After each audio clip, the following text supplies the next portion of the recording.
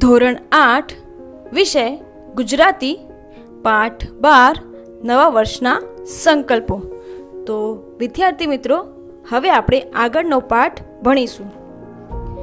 આમ નવા વર્ષના સંકલ્પો એટલે વહેલી પરોળનું ઝાકળ. પરોળ એટલે થાય સવાર, ઝાકળ એટલે થાય ઓસ. બે ઘડી સંતોષ આપી પાછું ઉડી જવાનું. વૈશાખની એટલે જે ખૂબ જ ગરમી થતી હોય એવા સમયની વાત કરે છે કે બપોરે જેમ વંટોળી એટલે થાય ચક્રવાત, જાગીને પાછા સૂઈ જાય છે.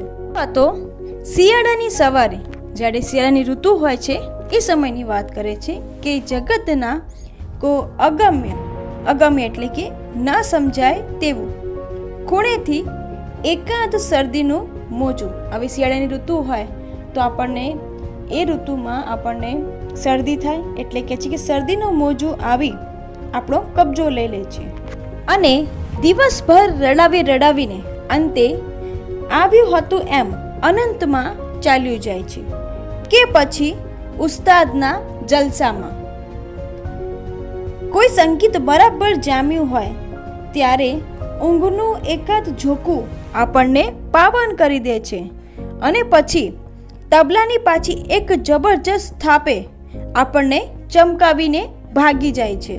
એમ આત્મા સુધારણાનું મોજું પણ દર બેસતા વર્ષે આવે છે. એટલે આ જે નિયમ છે, એ જે સંકલ્પ છે, આપણે દર બેસતા વર્ષના દિવસે લઈએ છીએ અને આવીને પાછું ઉડી જાય છે. એટલે એ જે સંકલ્પ છે કેટલા દિવસ સુધી રહે છે, એટલા માટે કહે છે કે તે આવે તો છે પણ તે ઉડી પણ જાય છે, એટલે જતો પણ રહે છે. વર્ષને આરંભે હોય છે કે એટલા ગીતા ભક્તો બીજા 11 મહિનામાં નથી હોતા, તે બેસતા વર્ષના બીજે અઠવાડિયે જ હોય છે. એટલા સંયમી જનો બાકીના વર્ષભરમાં ક્યારે જણાતા નથી અને તેનું આ જ એક કારણ છે.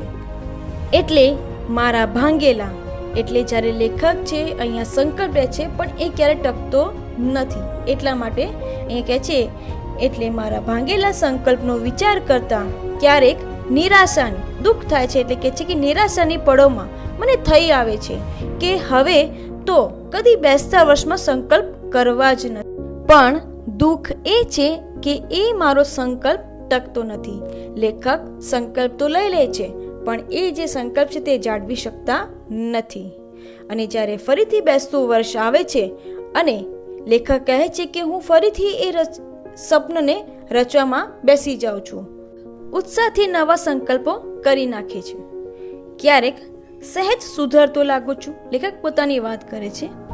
ક્યારેક નાગલોકમાં જઈને પૃથ્વી પરની, હવે નાગલોક એટલે શું થાય કે પાતાળ કાથો પૌરાણિક માન્યતા પ્રમાણે સર્પ જાતિ, એટલે કે છે કે નાગલોકમાં જઈને પૃથ્વી પરની જે પ્રિયતમા છે તેને ભૂલી જનાર રાજકુમારની જેમ હું અન્ય પ્રવૃત્તિની ધમાલમાં પેલા જે સંકલ્પો છે તે વિસરી જાઉં છું, ભૂલી જાઉં છું, ઝબકી જાઉં છું. એટલે કે છે અચાનક હું જાગી જાઉં છું, ફરીથી દ્રઢ નિશ્ચય બનું છું, પણ તે પુનઃ સંકલ્પને એટલે કે પહેલાનો જે સંકલ્પ છે તેને વિસરવા માટે જ, એટલે કે ભૂલવા માટે જ કાનમાં પેલો રોમારોલા મને કહ્યા કરે છે.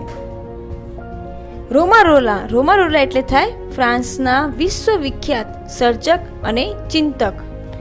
હવે અહીંયા કહે છે કે સ્વપ્ન તો જીવનના ધનુષ્યને પણછ જેવા છે ભાઈ. એ પણછ ખેંચાઈ હશે તો ક્યારેક પણ કાર્યનું તીર નિશાન પર ભણી જશે.